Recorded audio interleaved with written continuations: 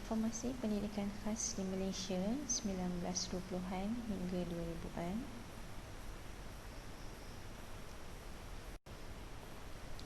Latar belakang kajian. Bagi kajian ini, kita melihat golongan berkeperluan khas ni agak kurang mendapat tumpuan jika dibandingkan dengan kumpulan yang lain.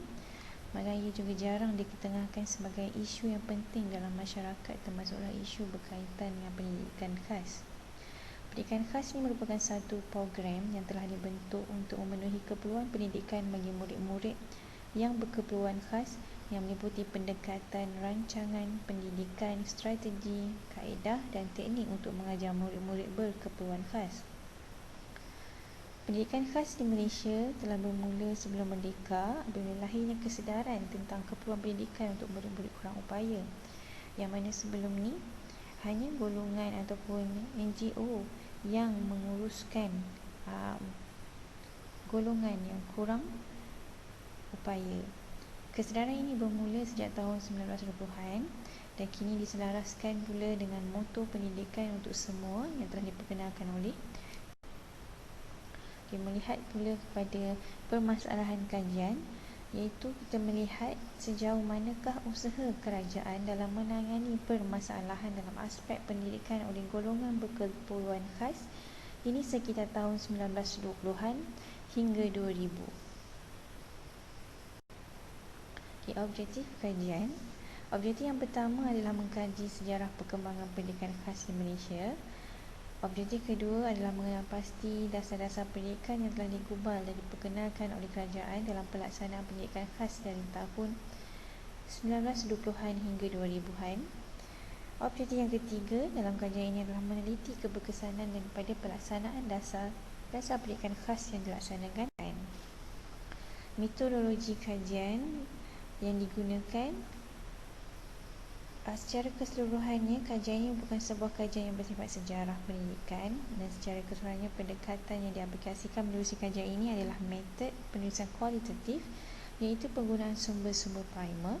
Dan antara dokumen yang telah digunakan ialah Laporan Jawatan Kuasa Kabinet mengkaji pelaksanaan dasar-dasar pelajaran 1979, Report on Education in the Federate Malaysia, Undang-Undang Malaysia Akta Pendidikan 1996 dan lain-lain.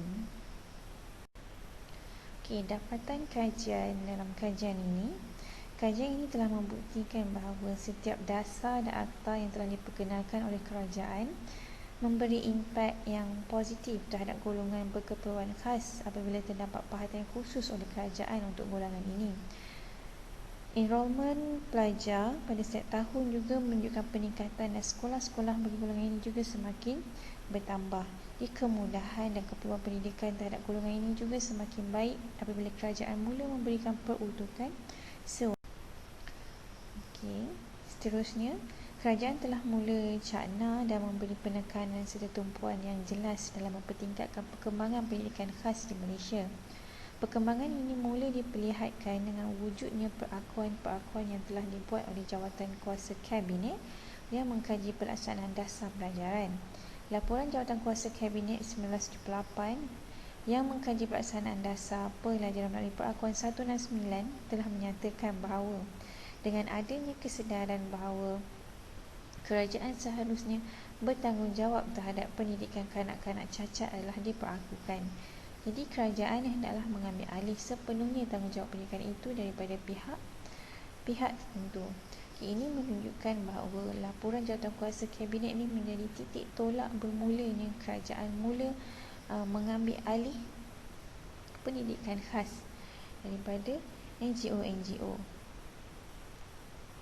Laporan Jawatan Kuasa Kabinet 1979 berikut ini telah memperuntukkan bahawa hak kanak-kanak berkeperluan khas diberi tanpa sebarang diskriminasi sama ada bangsa, warna, jantina, bahasa, agama, perbezaan pandangan, warga negara, asal usul etnik atau sosial, had, hilang upaya, status kelahiran atau status lain kanak-kanak tersebut.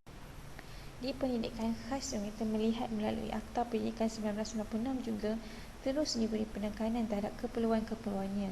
Dalam menjalankan kuasa yang telah diberikan oleh Seksyen 41 Akta Pendidikan 1996 Menteri Pendidikan telah membuat peraturan-peraturan yang dikenali sebagai Peraturan-Peraturan Pendidikan, iaitu Pendidikan Khas 1997, dan mestilah dimulakan keperluan pendidikan khas ini melalui Akta Pendidikan 1996. Jadi Peraturan Pendidikan Khas 1997 ini merupakan satu usaha kerajaan untuk memastikan pendemokrasian pendidikan dan kesaksamaan peluang pendidikan dapat diberikan kepada semua warga negara tanpa mengambil kira latar belakang, status ekonomi atau kecacatan seseorang.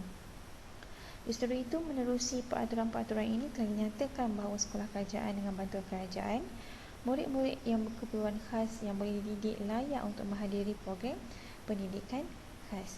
Jadi melalui akta-akta ataupun dasar-dasar yang telah diperkenalkan oleh kerajaan ini, kita dapat melihat bagaimana perkembangan dan reformasi pendidikan khas itu berlangsung daripada dulu sehingga ke hari ini.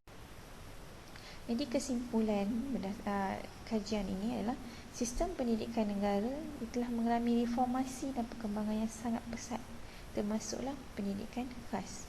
Di dasar-dasar pendidikan yang telah diperkenalkan oleh kerajaan terhadap golongan berkeperluan khas ni, iaitu pendidikan khas itu telah menjadi titik tolak berlakunya reformasi terhadap sistem pendidikan khas di Malaysia.